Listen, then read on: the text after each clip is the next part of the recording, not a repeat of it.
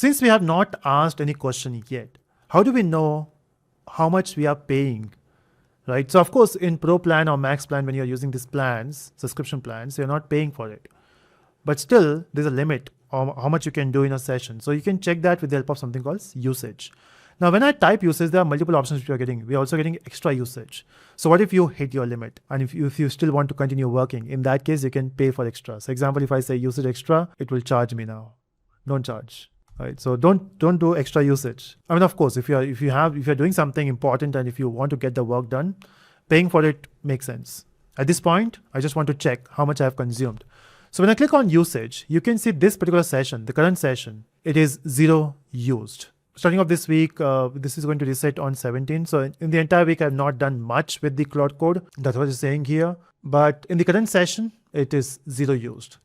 But now let's ask a question and see how much it is getting consumed there. So come out by escaping and okay, let's ask a question. Do I need to know Golang to build a project in Golang? Okay, so let's see what it answers for this particular questions. There's a tip as well. You can use skills to, we'll talk about skills as well, don't worry. Short answer is yes, at least the basics. This is important, right? So it doesn't matter if you're using any coding assistants. See, treat them as assistants. If you're just treating them as your main software developer, you will struggle.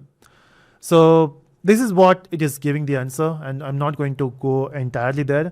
But now when I check the usage again, so you can see for this particular question, 1% used.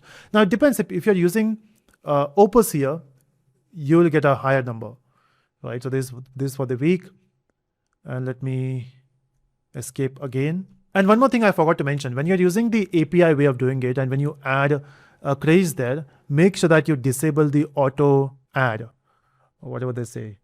So yeah, auto reload is disabled. Otherwise it will keep adding money, you will keep losing money. So don't do that. Now, since we are talking about this slash, let me also use one more command here, which is called config. Now, when I click here, you can see these are the configuration you can change. Again, we'll discuss about this configuration, which one we have to use.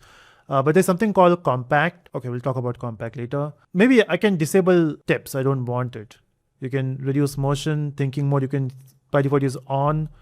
What else we can use? There are a lot of options here, and we'll see them one by one, or not everything, whatever is required. Now, there are a lot of slash commands. So when I say slash, you can see there's a list. Okay, they're not even showing the entire list.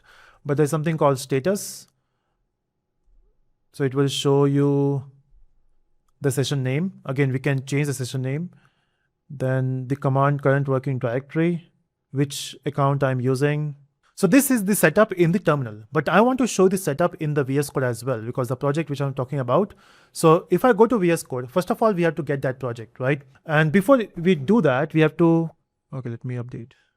I can't see there's an update and then not updating it. So the first thing you have to do is you need to get Claude extension or Claude Code extension in your VS Code. And we know how to do that. So you can just go to extension and search for Claude Code. It should be by Anthropic.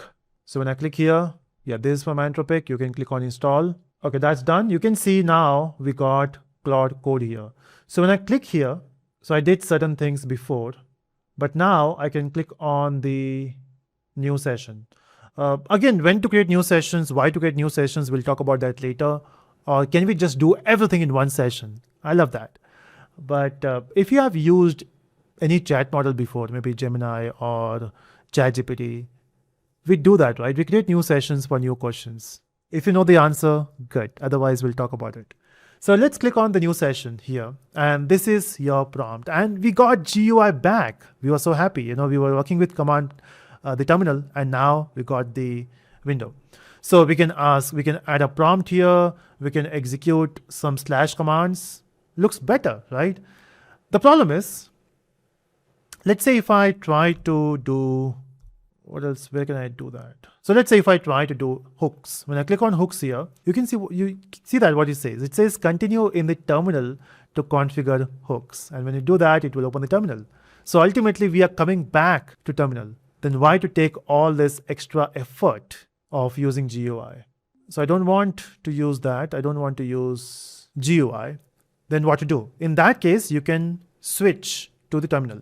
So example, you can see the Claude icon here and here as well. When you click that, it will just open the GUI or it will open the terminal.